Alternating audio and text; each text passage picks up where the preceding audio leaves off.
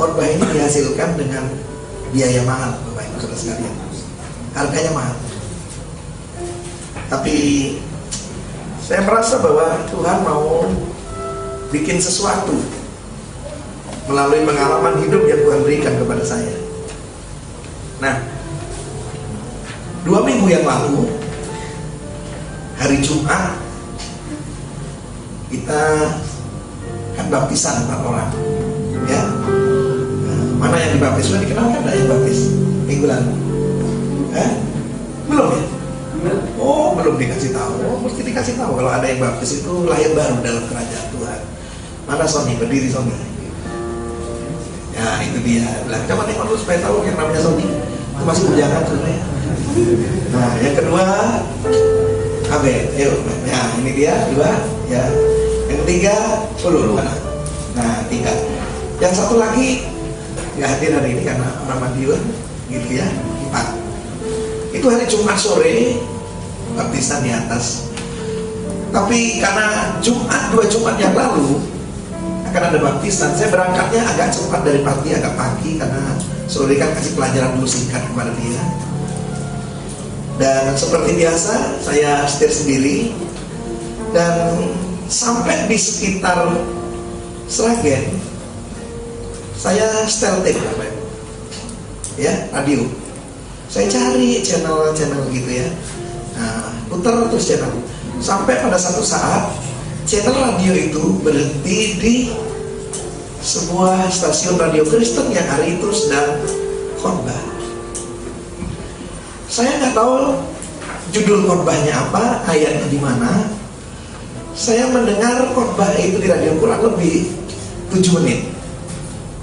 Tapi di dalam 7 menit saya mendengar khotbah itu berulang-ulang lewat radio itu pesannya disampaikan begini: hati-hati dengan yang namanya virus kecewa di dalam kehidupan. Berulang-ulang perkataan kecewa diungkapkan. Jadi itu kayak merasuk kepada hidup saya. Nah, karena sudah mulai masuk daerah gunung Gemersek, saya matiin radionya. Nah, Jumat sorenya baptisan, dan Sabtu paginya saya ke Surabaya karena hari Minggu saya punya jadwal 2 minggu yang lalu di Surabaya, di bekas pos PI dulu yang sekarang sudah didewasakan. Tapi sebelum sampai di Surabaya saya sudah ada janjian sama Brili. Kebetulan Brili, aku saya kirim dia bilang ada di Mojowarno di rumah orang tuanya. Jadi Brili bilang mampirlah ke rumah supaya tahu ke rumah saya. Jadi saya berangkat jam 8 dari Magetan sini dan sampai di Mojowarno kurang lebih jam 11. Banyak cerita. Tapi salah satu cerita yang saya dengar dari Brili adalah, saudara masih ingat utusan misi kita ke suku Lauja yang namanya Darwanto? Ya, Darwanto itu salah satu memang kita tarik pulang karena memang tugasnya sudah selesai, itu satu. Tapi ada yang sesuatu yang spesial kenapa kita tarik pulang adalah karena dia masih bujangan. Banyak gadis-gadis desa yang jatuh cinta sama dia. Jadi supaya tidak menimbulkan masalah, kita tarik dia pulang. Tapi waktu saya ada di Mojowarno lagi cerita sama Brili cerita bahwa begini, Brili itu kalau panggil saya Romo, saya nggak tahu kenapa dia bikin panggil saya Romo sampai orang pikir saya ini orang Katolik sebenarnya ya. Dia bilang begini, ada masalah ya? Saya kaget, ada masalah apa? Di Lauja ada masalah karena, nah, jadi ceritanya begini. Ceritanya saya mau ceritakan sekarang. Sebelum si Darwanto pulang, nah, ya maklum Darwanto kan orang Jawa, belum memahami adat istiadat di sana karena baru 6 bulan, gitu ya. Nah, si Darwanto sebelum pulang, ada seorang gadis yang memberi sesuatu. Dia berpikir itu cuma sekedar oleh-oleh. Ya maklum, karena sudah lama mungkin diajar, dia pikir oleh-oleh. Jadi dia terima. Tapi tanpa sepengetahuan si Darwanto ini, budaya di sana, kalau lawan jenis itu memberikan sesuatu kepada lawan jenisnya dan itu diterima, itu sebenarnya ungkapan cinta yang disampaikan. Dan kalau sesuatu itu diterima, artinya cintanya juga diterima. Dan apa yang terjadi Bapak Saudara sekalian, pada bulan ini ketika si gadis itu tahu bahwa Darmanto akan menikah nanti bulan Maret tahun depan, kira-kira menurut saudara bagaimana? Sudah berharap dapat menikah, sudah merasa cintanya diterima, tiba-tiba tahu ini yang diharapkan, tiba-tiba dengar mau menikah. Saya mau tanya bagaimana?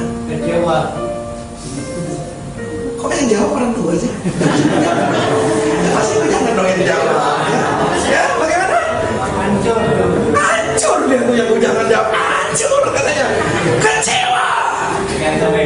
Dan saya mau kasih tahu Bapak Ibu Saudara sekalian, ini si anak gadis karena kecewanya seketika itu juga memutuskan tinggalkan Yesus dan berubah semua cara berpakaiannya. Saya cuma mau beritahu pagi hari ini kepada saudara bahwa ternyata virus kecewa kalau tidak diatasi sejak dari awal akan membawa hidup kepada kemurtadan dari Tuhan Yesus. Saya ngomong-ngomong sekarang lebih 3 jam, ya, jam 2 saya tinggalkan Mojowarno. Setengah jam kemudian saudara, saya sampai di Trawulan. Saya turun, saya parkir mobil saya. Begitu saya kembali ke mobil, saya kaget. Di mobil banyak kaca.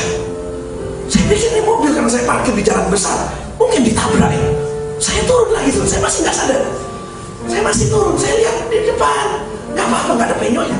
Saya tengok di belakang, karena dia tapi kok kaca berantakan. Saya naik lagi, saya masih diam sejenak. Waktu saya diam, saya baru sadar. Ada seorang yang sudah mencuri. Karena saya nengok di jok di sebelah, saya taruh Alkitab, sudah nggak ada Alkitabnya. Saya nengok ke bawah, tas saya sudah hilang. Intinya saya lapor polisi di Polsek Trawulan, ya. 4:30 kira-kira laporan itu selesai. Terus saya langsung berjalan ke Surabaya. Tahu nggak saudara? Waktu saya naik mobil, saya mulai setir dari Polsek itu keluar. Perkataan yang saya ucapkan pertama kali, saya bilang, saya kecewa sama Tuhan. Ulang merasa saya kecewa Tuhan. Kenapa Tuhan izinkan terjadi? Kenapa sudah kecewa? Saya bilang saya sudah berdoa Tuhan berangkatnya. Bahkan doa kita orang Pantai Kosta kalau berdoa, kadang-kadang kita tidak cukup berdoa. Kita berdoa Tuhan lindungi hambamu. Tapi kan kita merasa nggak cukup cuma berdoa begitu ya. Kita tambah suka berdoa, Tuhan lindungi hambamu, kirimkan ribuan pasukan malaikat surga menjaga hambamu. Bayangkan kalau orang sebanyak ini minta ribuan malaikat menjaga surga, kok sudah tidak ada. Begitu ya. Tapi kadang-kadang kita belum puas Bapak Ibu Saudara sekalian berdoa demikian. Kita berdoa lagi, tambah lagi supaya rasanya lebih perasaan lebih enak. Kita bilang Tuhan lindungi hambamu, kirim pasukan malaikatmu Tuhan. Dan yang ketiga biasanya kita berdoa tambah lagi, Tuhan jangan lupa bungkus dengan kuasa darah Yesus. Haleluya. Gitu orang Pantai Kosta. Tapi begitu saya ngalami, saya bilang pilih Tuhan, mana satu malaikat aja nggak ada datang. Malaikat sampai tidak ada. Tahu nggak saudara? Saya langsung blank itu semua. Dan besok saya mau khotbah, saya nggak tahu bikin khotbah apa. Kenapa? Alkitab bilang. Saya cuma teriaknya begini sama Tuhan, salah satunya, Tuhan, kenapa kok Alkitabnya itu Tuhan tidak halangi? Padahal itu jelas karena Alkitab saya lama udah rusak gini ya, udah rusak itu terbuka. Itu orang bisa lihat kalau itu kitab kok, bukan buku cek. Kenapa Tuhan nggak halangi? Tas diambil. Tas itu isinya saudara, 1 iPad yang saya beli di Kanada, 2 smartphone yang saya beli di Agus, belum bayar lagi pada waktu itu saudara. Saya waktu dengar gitu, aduh, besoknya saya langsung bayar sama aku, saya nggak bayar. Saya bilang, aduh, belum bayar udah hilang. Si Agus bilang, nggak usah dibayar. Kan ini urusannya bukan dengan dibayar. Gue jadi pendeta nggak mau gratisan. Kalau mau ngasih urusan di belakang gitu kan. Jangan karena itu saya bilang nggak, ini saya jangan sampai lagi diuji sama Tuhan ya. Saya langsung bayar, dan mesti terima. Dan ada $500 Amerika di situ, dan ada $100 Australia di situ, dan rupiahnya kurang lebih mungkin 2 jutaan lebih sedikit. Kenapa? Karena itu kan itu Sabtu ya, itu saya hari Rabu, itu khotbah di Surabaya, itu amplopnya saya belum buka sama sekali. Saya kasih tahu di situ. Jadi kurang lebih mungkin kalau totalitas mau dihitung sama barang-barangnya mungkin 15 juta gitu. Tapi saya yang paling kecewa jujur karena gini, Alkitab diizinkan hilang, iPad-nya juga hilang, padahal itu semua data-data pengajaran, data-data korban ada di sana semua. Bayangin saudara, itu Alkitab yang sudah menyertai saya cukup lama, bertahun-tahun. Saya kalau pakai Alkitab baru, kadang-kadang nggak bisa. Saya malam itu saudara, jujur saya nggak tahu mau khotbah apa, karena begitu kekecewaan menguasai. Itu sepertinya melumpuhkan kehidupan saya. Sampai malam itu saya nggak tahu, nggak bisa doa, nggak apa. Aduh, sampai malam itu terakhir ya, karena rupanya Brili waktu dengar, Brili kasih tahu teman-teman. Jadi malam itu teman-teman mau menghibur semua. Istri saya menghibur semua. Wah, tapi yang bikin saya ada gelian malam itu karena istri saya ngomong gini, aku ngimpi tentang kamu, aku belum sampaikan. Saya tanya, mimpi apa? Tiba-tiba istri saya ngomong gini, aku ngimpi kamu mati. Loh, saya tanya, kalau aku mati kamu udah siap belum? Iya, dia yang ngimpi, ya kan? Ya, wah sudah, tambah kacau. Saya malam itu nggak tahu besok mau khotbah apa karena Alkitab nggak ada, cerita nggak ada. Ya memang malam itu saudara, Tuhan tuh ganti Alkitab saya langsung dapat 2 malam itu. Karena gereja yang di Surabaya di mana saya mau khotbah, begitu dengar, mereka langsung datang bawa Alkitab. Yang satu dengar langsung bawa Alkitab. Jadi 2 Alkitab saya bawa. Tapi bagi saya Tuhan, saya bukan persoalan Alkitab bagi saya, tapi saya bukan susah, gitu kan? Susah mau cari ayatnya. Sampai pagi itu minggu itu saya mau cari ayat gitu, saya nggak tahu ayatnya di mana. Sampai saya mesti BBM, Pak, aku coba cariin ayat ini. Saya dengar kata-katanya, ini kata tapi nggak tahu letaknya di mana. Karena ayat Alkitab bisa beda. Kalau Alkitab sendiri itu baru kamu ingat, bukan tahu langsung ketemu. Kan gitu ya. Saya malam itu putuskan saya tidur. Dan terserah Tuhan besok mau ngomong apa, saya nggak peduli. Nah, saya kecewa berat Bapak Ibu Saudara sekalian. Saya tidur. Tapi pagi-pagi saya bangun. Saya merasa bahwa Tuhan sedang mempersiapkan hati saya ngalami kecewa. Karena Tuhan punya tujuan. Dan hari ini saya mau sampaikan buat saudara ayat-ayat yang minimal pagi itu Tuhan kasih kepada saya tentang kecewa. Dan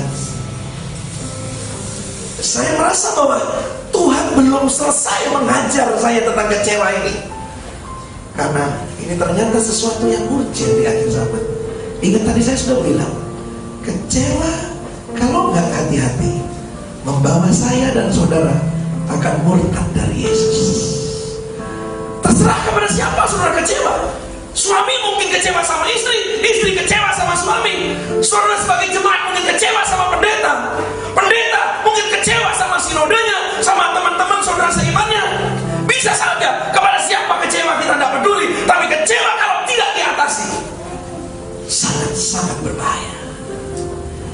Saya mengajak saudara menelusuri sebentar kecewa dari perjanjian lama. Buka Kejadian pasal yang keempat ayat yang kelima.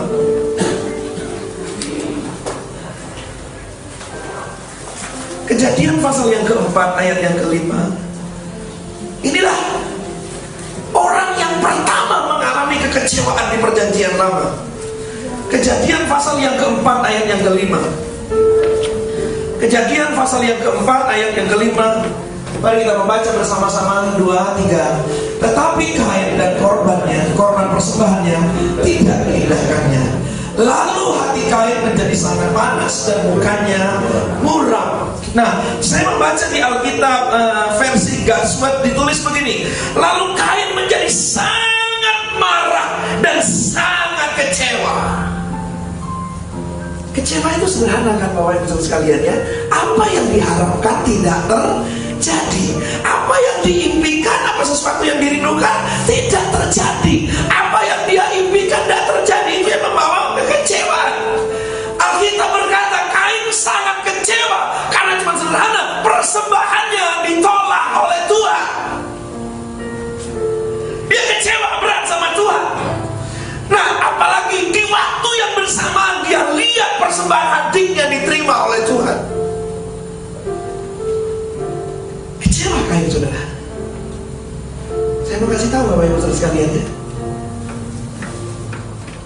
Begitu saudara dan saya kecewa, saya sebut begini, celah pintu neraka terbuka. Dan saudara tahu lanjut ceritanya, akibat Kain sangat kecewa, dia ekspresikan dia bunuh adiknya. Kekecewaan bisa membuat orang gelap mata, bisa membawa orang dan tahu lagi rasional pikirannya. Kain, dia bunuh adiknya karena dia kecewa, saudara. Kecewa itu membuka celah kepada sakit hati yang akhirnya membawa kepada pembunuhan terjadi. Saya mau lanjut yang kedua, Bilangan 16. Bilangan 16. Bilangan 16. Bilangan pasal yang ke-16. Tadi Kain konteksnya secara pribadi. Tapi kalau inilah saya sebut konteks berkomunitas. Kalau hari ini konteks berjemaat. Bilangan 16 ayat 1, ayat 2 dan ayat yang ketiga. Firman Tuhan berkata begini, Korah bin Yizar bin Kehat bin Lewi. Bin itu artinya anaknya. Jadi Korah bin Yizar artinya Korah itu anaknya Yizar. Yizar bin Kehat, berarti Yizar itu anaknya Kehat. Kehat bin Lewi, Kehat itu anaknya Lewi. Jadi Korah ini keturunan Lewi, cucunya Lewi. Nah, ini orang-orang yang spesial di perjanjian lama, karena keturunan Lewi adalah orang-orang yang melayani Tuhan, dikhususkan untuk melayani. Perhatikan bagaimana Korah menggerakkan teman-temannya. Ditulis begini, Korah bin Yizar bin Kehat bin Lewi beserta Datan dan Abiram anak-anak Eliab dan Or bin Pelet, ketiganya orang Ruben, mengajak orang-orang, ayat 2, untuk memberontak melawan Musa. Nanti saya baca selanjutnya. Saya cuma mau kasih pertanyaan, kenapa Korah menggerakkan pemberontakan melawan Musa?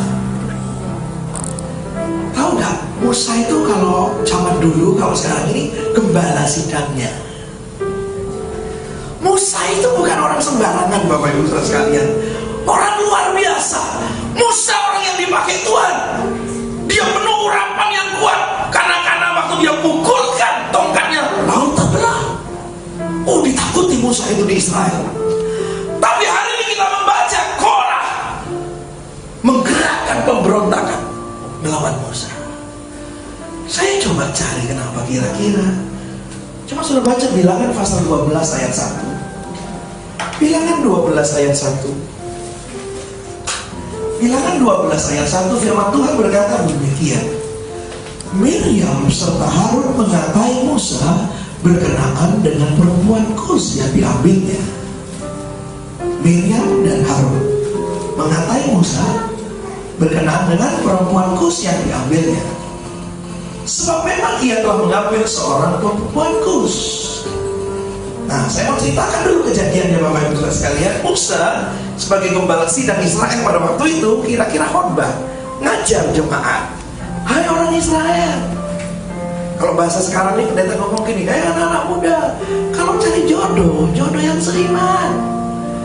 Karena Alkitab ajar terang dan gelap tidak bisa bersatu. Ya. Nah, saudara mesti ingat, terang dan gelap tidak bisa bersatu. Selalu. Nah, saya tiba-tiba waktu memikirkan ini, saya dapat ide begini. Di mana-mana yang namanya terang mengalahkan kegelapan. Pegang itu dulu. Nah, itu yang bikin saya sedih, iPad saya hilang tuh gitu, saudara. Saya kalau jalan tuh dapat ide khotbah, langsung saya kata tuh ngomong, karena di iPad itu ada program ngomong, ngomong tuh nanti keluar tulisan sendiri gitu. Nulis langsung. Tuh, hebatnya orang Amerika bikin teknologi gitu ya. Makanya dia sadap sana, sadap sini sekarang. Ini hebatnya teknologi gitu kan ya. Hati-hati sebenarnya ya.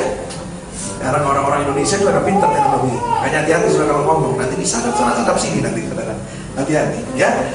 Nah, jadi saya ini langsung saya ngomong itu baca programnya ngomong itu langsung jadi tulisan luar biasa. Jadi kemarin waktu nyetir ke Mojokerto lagi dapat ide susah juga ya, kadang-kadang ya baru diingat-ingat aja gitu. Nah kenapa Korah menggerakkan sebuah pemberontakan?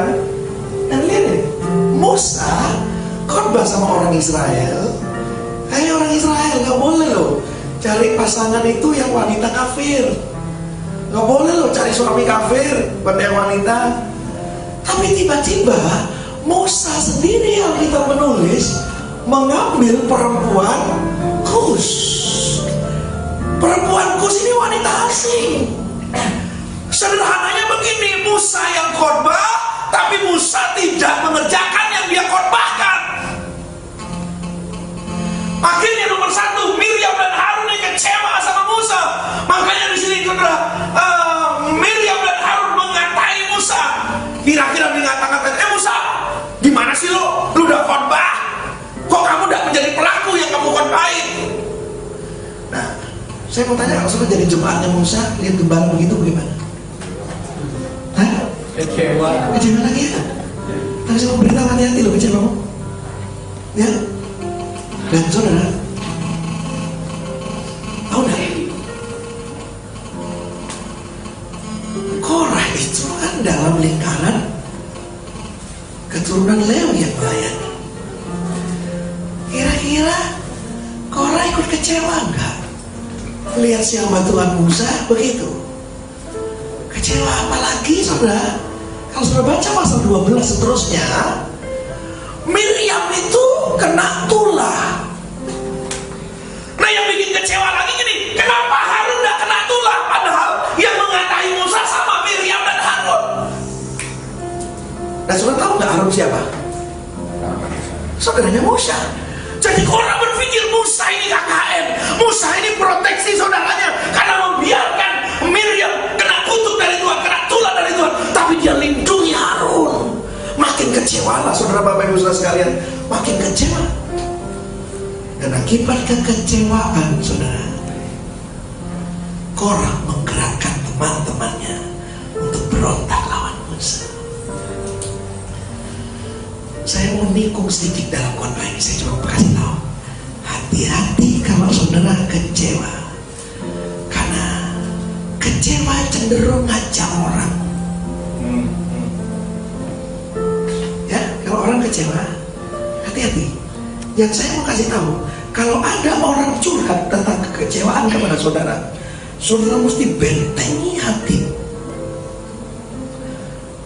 Jangan sampai ada orang kecewa itu saudara cari teman. Kalau sudah ketemu teman, dia bikin komsel. Kalau sudah bikin komsel orang yang kecewa, saling menguatkan kekecewaannya. Oh, harus kecewa. Itu mungkin itu Korah pertama curang sama Datang. Datang, gua kecewa sama Musa. Kenapa lu kecewa sama Musa? Kata Datang. Musa coba pikir, dia kemarin sudah khotbah bilang jangan ngambil wanita asing, tapi dia sendiri ngambil wanita asing. Tiba-tiba Datang juga ngomong, iya gua juga kecewa, saling menguatkan. Sama-sama kecewa, bahaya. Saya mau kasih tahu gini, kalau saudara kecewa, jangan ngajak-ngajak orang lain. Kecewa pasti dibunuh sama Tuhan. Nah, saya mau kasih tahu, ya. Akhirnya bagaimana? Saudara jangan nanya sama saya, kenapa Musa yang berdosa, Musa tidak diapa-apain sama Tuhan. Jangan nanya sama saya juga belum tahu jawabannya soalnya. Kalau saya nanya itu kedaulatan Tuhan. Jadi kalau saudara nanya, banyak pendeta tidak benar tapi nggak diapa-apain sama Tuhan, jangan nanya saya, karena Tuhan kalau belum apa-apa itu bukan urusan kita. Yang Tuhan mau ajar buat saya dan saudara, jaga hatimu, tidak boleh kena yang namanya virus kecewa, itu membunuh kehidupanmu. Tahu nggak saudara? Akibat sebetulnya kan benar ya, Musa itu nggak benar ya, benar mestinya. Tapi lihat dalam konteks Korah, Datang dan Abiram dan teman-temannya itu saudara, akhirnya Tuhan marah. Tuhan hukum bagaimana? Itu bumi terbelah. Dan Datang, Korah dan Abiram ini Sampai semuanya masuk ke bumi itu. Dan begitu mereka masuk ke bumi, saudara, itu bumi nutup lagi. Ngeri gak hukuman Tuhan? Ngeri gak? Ngeri. Ngeri, saudara. Saya mau tanya kepada saudara sekarang. Coba imajinasikan, kalau saudara jadi anaknya Korah, lihat papamu dihukum begitu sama Tuhan. Coba jawab, kalau kamu anaknya Korah, bagaimana?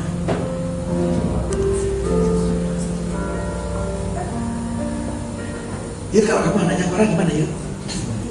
Lihat papamu dihukum gitu, belah, ya, udah masuk, terus buminya nutup lagi. Itu benar-benar Tuhan yang mengubur, saudara. Enggak manusia yang gali kuburannya, Tuhan yang gali buminya, Tuhan yang tutup buminya. Nah, bayangin kalau kita anaknya Korah, gimana? Nah, kok ada jawabannya? Nah, masa sedih aja? Hah? Berarti kalau anaknya Korah lihat papa Korah dihukum gitu sama Tuhan? Ngeri banget. Ngeri. Bukan ngerinya yang saya tanya. Saudara tahu nggak yang hukum ini siapa? Tuhan kan. Yang saya mau tanya, hatimu sama Tuhan bagaimana itu? Nah, kecewa kan? Betul ya? Tapi saya mau beritahu. Nanti kalau lupa ingatkan saya. Keturunan Korah tidak kecewa sama Tuhan. Ini yang mesti jaga hati. Ya. Nah, saya mau loncat yang ketiga di perjanjian lama. Nanti sudah buka saja di Raja-Raja 19.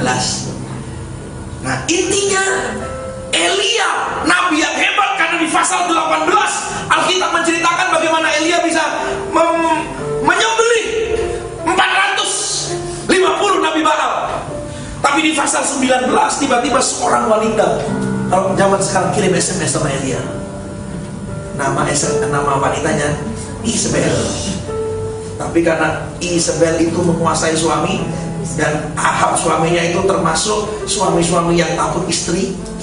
Jadi kalau ada istri yang menguasai suaminya, ya sampai suaminya begitu takut sama istrinya, wanita itu cocok dipanggil begini, Isabel. Jangan Isabel, Isabel deh, gitu ya. Kalau ada wanita-wanita yang begitu, yang menguasai suaminya, mari kita panggil dia Isabel deh, gitu ya. Ya, nah, itu Isabel. Itu bahaya itu, saudara. Itu Anda, saya cuma mau beritahu. Nanti kapan-kapan kita belajar tentang keluarga begitu. Keluarga model begitu rusak. Nah, saya nggak teruskan itu, nanti cerita soal keluarga repot. Isabel kirim SMS sama Elia. Kira-kira kamu gini, besok nyawa lu sama kayak nabi-nabi yang lu bunuh. Pertanyaan saya gini, susah mana sih menghadapi 450 pria-pria dan melawan satu wanita? Sebetulnya jujur susah mana? Hah? Susah 450 mestinya ya? Tapi ternyata Elia tiba-tiba ketakutan dengan satu wanita. Memang wanita itu berbahaya, saudara ya. Dia tiba-tiba kecewa sama Tuhan. Orang yang kecewa dalam kasus Elia, tiba-tiba Elia bilang gini, udahlah Tuhan, ngapain gua panjang umur, mati aja lah gua Tuhan. Itu bukan pendeta sembarangan itu Elia. Dia turunkan api dari langit, mujizat Tuhan luar biasa. Tiba-tiba dia mati aja deh gua Tuhan, gua gak tahan, cabut aja nyawa gua. Haleluya. Kalau saya sih kemarin minggu lalu nggak ngomong mati deh gua Tuhan, enggak.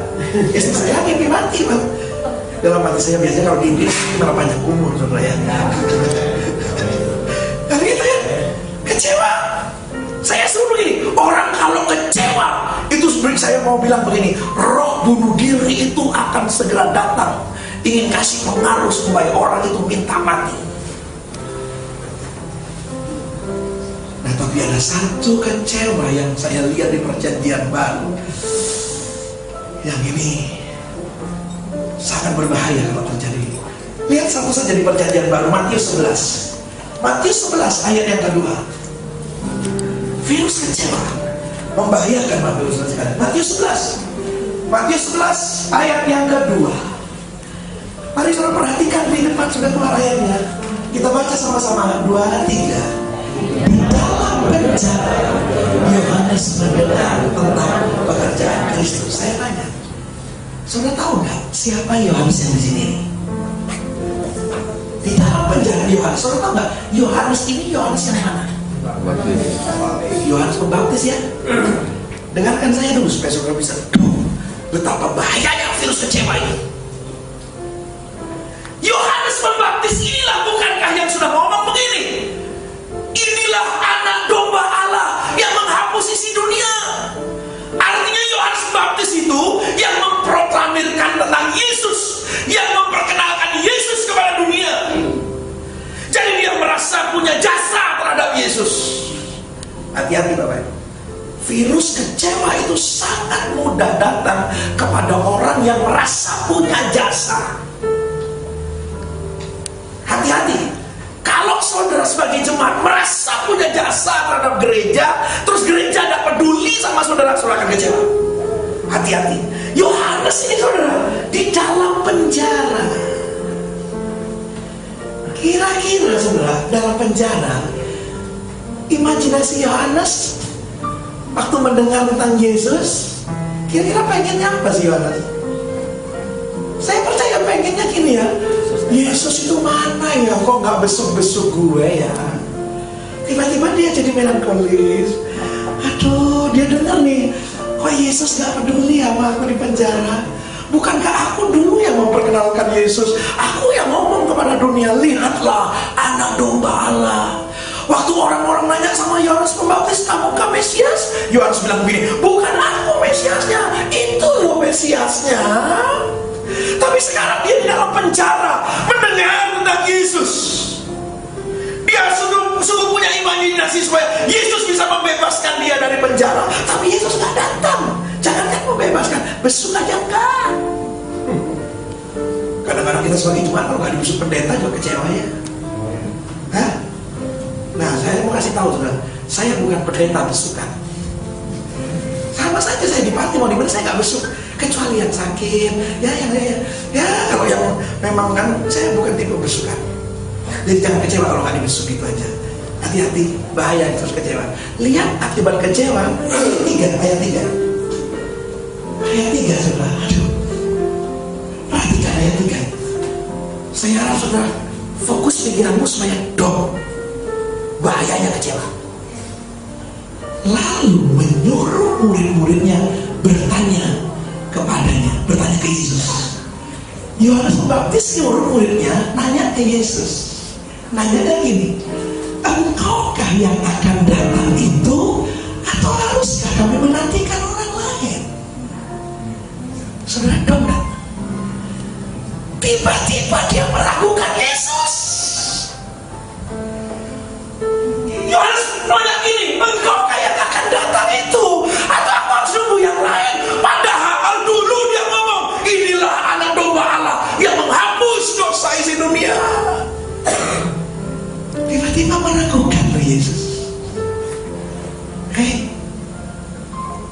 Saya baru dong Bapak Ibu, kenapa Tuhan ajarin saya yang namanya kecewa?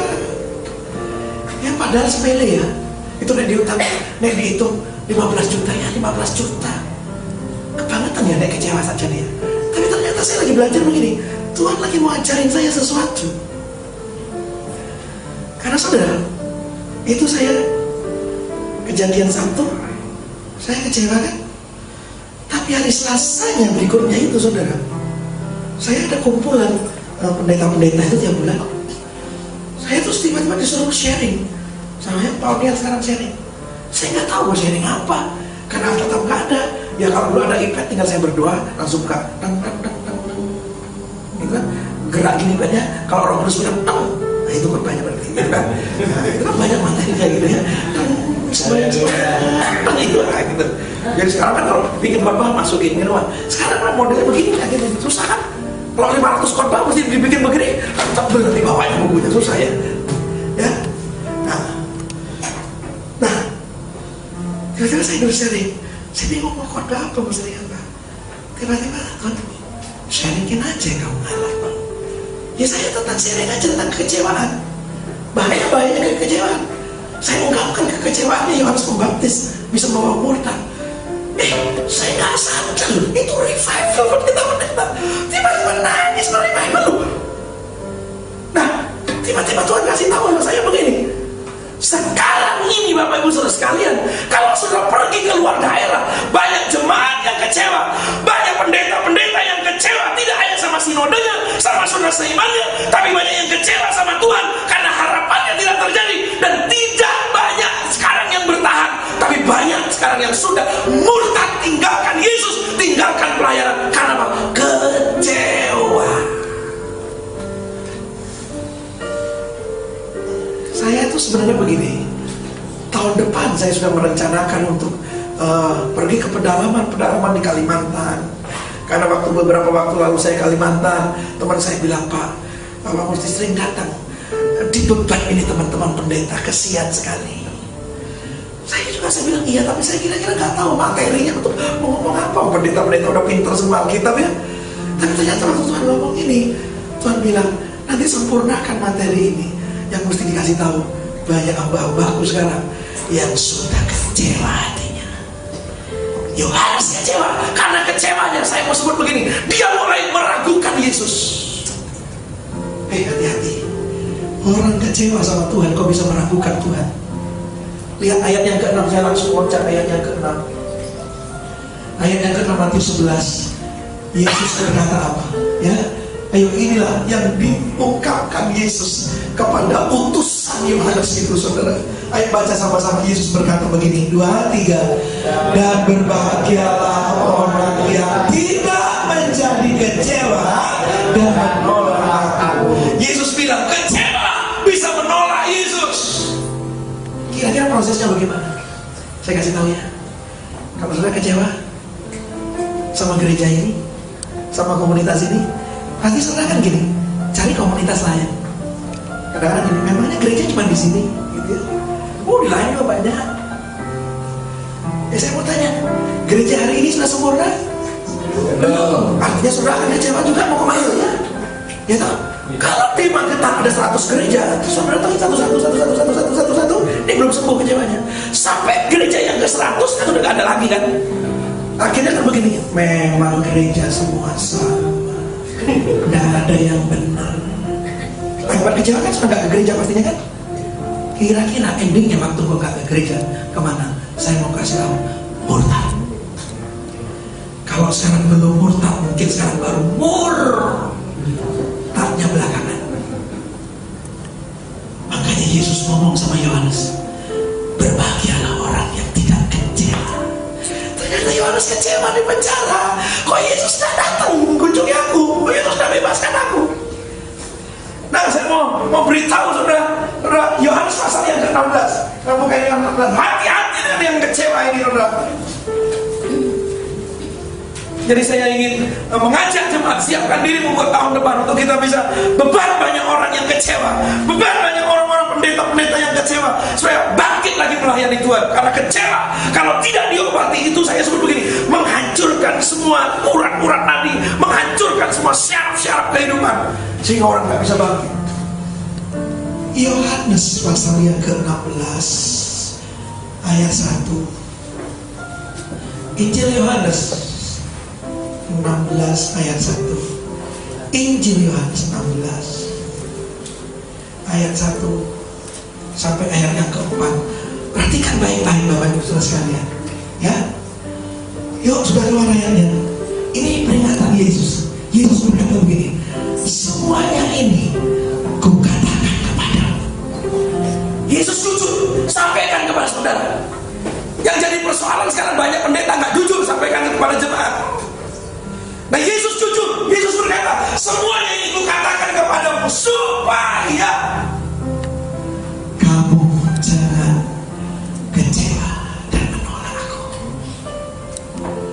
Saya mau bilang begini jemaat, engkau mesti jelas ikut Yesus. Kalau engkau tidak jelas, bahaya. Ayo dulu. Semuanya ini kukatakan kepadamu. Lihat, Yesus bilang begini, kamu akan dikucilkan. Yesus sampaikan konsekuensi ikut dia. Bahkan akan datang saatnya bahwa setiap orang yang membunuh kamu akan menyangka bahwa ia berbuat bakti kepada Allah. 3. Mereka akan berbuat demikian karena mereka tidak mengenal Bapa maupun aku. Perhatikan ayat yang keempat. Ya, ayat yang keempat.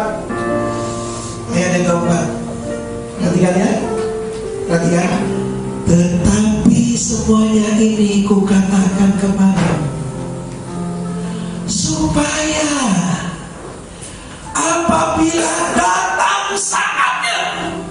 Saudara garis bawahi perkataan firman, apabila datang saatnya.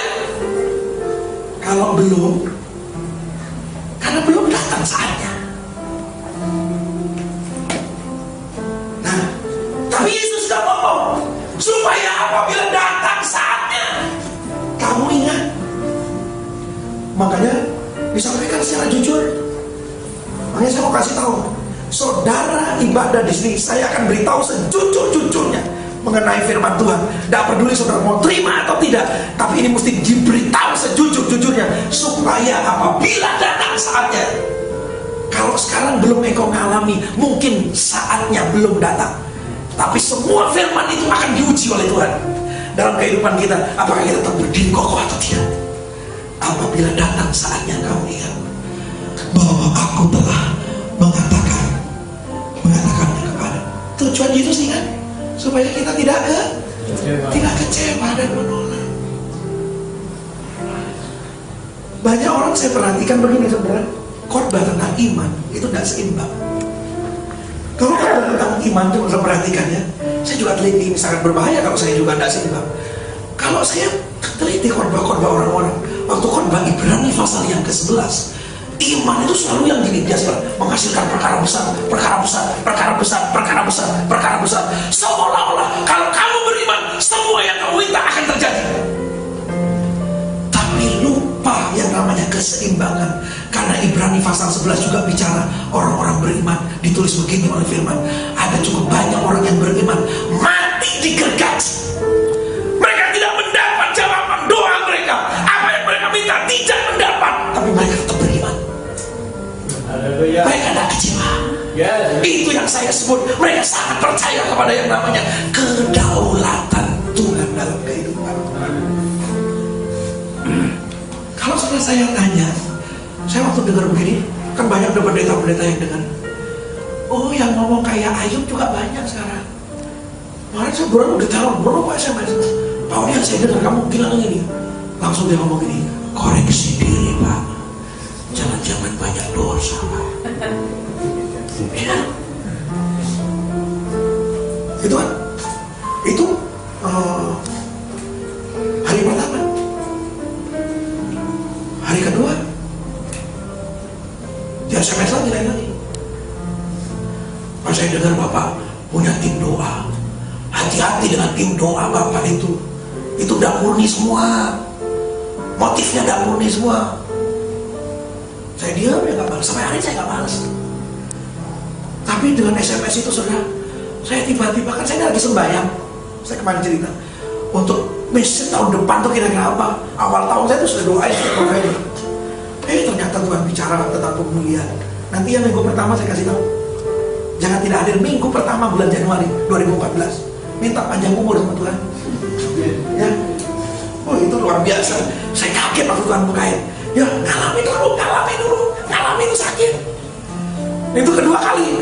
Hari yang ketiga masih menjadi pendeta yang sama nih, masih SMS lagi, Pak, gue di dalam pergumulan, gue butuh duit, gue minta duit. Ya dalam hati gue, kemarin ngejek gue gini-gini, sekarang terakhirnya dia minta duit. Susah juga ya. Tapi tidak usah kecewa, ayo benar kecewa. Nah hati-hati, saya cuma bilang virus kecewa berbahaya. Nah saya mau kasih tahu solusinya dengan cepat. Kalau sudah kecewa bagaimana? Nomor satu, kalau kau berhubungan dengan sesamamu, berhubungan dengan dirimu, kau mesti belajar mengampuni.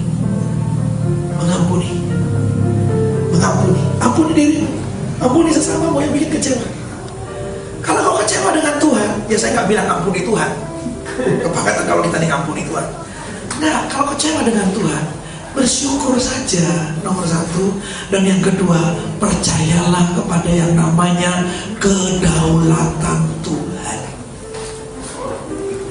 Alkitab bilang begini, Stefanus itu penuh iman, penuh Roh Kudus, tapi dia mati dirajam, Bapak Ibu. Itu yang saya sebut dia beriman, tapi percaya penuh kepada yang namanya kedaulatan Tuhan. Pagi hari ini, mungkin saudara gini, ada yang kecewa sama Tuhan, kecewa sama sesamamu. Saya cuma bilang, kalau kau tidak sembuh, Itu bahaya buat imanmu ke depan. Belajarlah terima kedaulatan Tuhan. Kalau saudara tanya, kenapa mau dia diizinkan terjadi? Yang saya tahu cuma satu, Tuhan mau mengajar saya paham arti yang namanya kecewa itu seperti apa. Itu kayak sekarang tuh rema loh, kecewa itu artinya. Bro, sekarang saya lagi siapin materi tentang namanya kecewa. Ini nanti yang saya bawa akan bawa beban. Ternyata waktu sampai beberapa pendeta udah mulai sembuh. Ini loh maksud Tuhan ternyata. Untuk saya yang beban beberapa pendeta yang sakit mesti disembuhkan, saya mesti ngalami gak enak dulu. Sekolah tuh mahal loh sekolahnya Tuhan. Hanya belajar satu yang namanya kecewa. Itu udah sampai 1 SKS loh padahal. Ya 15 juta lebih saudara bayarnya. Mahal sekolahnya Tuhan itu ya. Makanya jangan diremehkan sekolahnya Tuhan. Ya.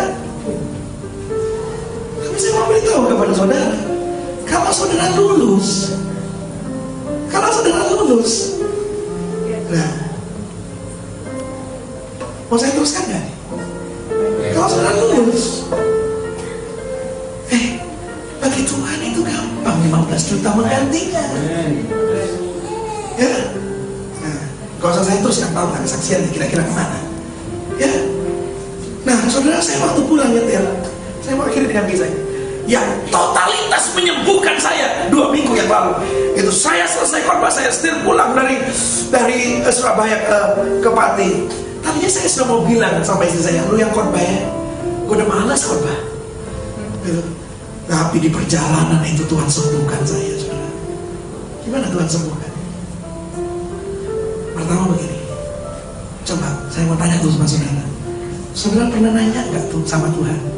Nanyanya begini, coba nanti kalau belum pernah nanya ya sama Tuhan ya.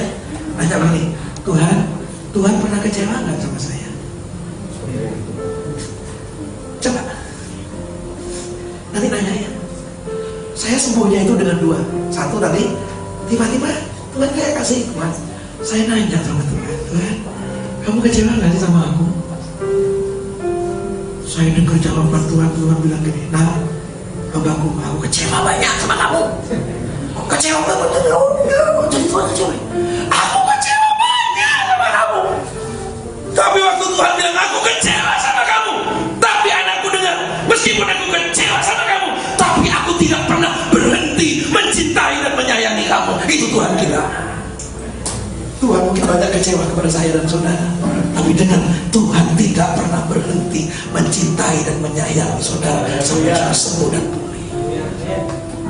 Dan yang terakhir, pertanyaan kedua yang sembuhkan saya, tiba-tiba Tuhan bawa saya, karena belum lama saya dengar dengan kawan saya yang baru pulang dari Pakistan di kota Peshawar. Dia cerita, dia tunjukkan foto-fotonya di kota Peshawar, saudara. Ada sebuah gereja. Ya, selesai mereka ibadah kayak kita makan-makan. Waktu mereka lagi makan-makan, masuklah 2 orang Taliban bawa bom bunuh diri. Akhirnya intinya 180 jemaat lebih mati hari itu. Tiba-tiba Tuhan nanya sama saya begini, kau lihat, kau dengar kan cerita anak-anakku yang di India banyak yang mati. Tapi Tuhan bilang begini, kamu kehilangan berapa sih? Ya saya jawab, 15 juta. Tuhan nanya lagi, kehilangan berapa sih? 15 juta. 3 kali Tuhan nanya, kamu kehilangan berapa sih? 15 juta. Terus Tuhan kira-kira ngomong gini, kamu baru kehilangan 15 juta, sudah cengeng gitu. Pendeta apa gitu. Terus Tuhan kira-kira ingatkan saya gini, yang di Pakistan sana ada anak-anak yang kehilangan papa mamanya. Ada cukup banyak jemaat yang kehilangan anggota tubuhnya. Ada kakinya yang buntung, tangan yang buntung. Ada banyak mereka sekarang yang yatim piatu. Terus saya seolah-olah Tuhan nanya begini, kira-kira kerugianmu dibanding mereka yang kehilangan nyawa lebih gede mana? Terus Tuhan tanya, kamu lebih memilih mana? Kehilangan duit atau kehilangan nyawa? Saya lagi nangis sama Tuhan ampuni. Gak seberapa ternyata ya 15 juta dibanding mereka yang kehilangan nyawa karena Tuhan. Mereka kehilangan nyawa karena Tuhan. Mereka tidak kecewa dan tetap mengiring Tuhan. Mereka tidak kecewa tetap melayani Tuhan. Bapak Ibu, akhir zaman saya mau kasih tahu, virus ini akan segera disebar oleh kuasa gelap. Untuk saya bilang gini, mematikan daya juang kita kepada kecintaan kita kepada Kristus. Tapi ayo, sembuhlah dari kekecewaan. Hei suami, kalau kau kecewa sama istri, kau mesti sembuh. Hei istri, kalau kau kecewa sama suami, mesti sembuh. Kalau nggak sembuh, bahaya rumah tanggamu, bahaya hubunganmu dengan Kristus. Kekecewaan mesti disembuhkan. Makanya belajar terima kedaulatan Tuhan. Amin. Mari tundukkan kepala saya.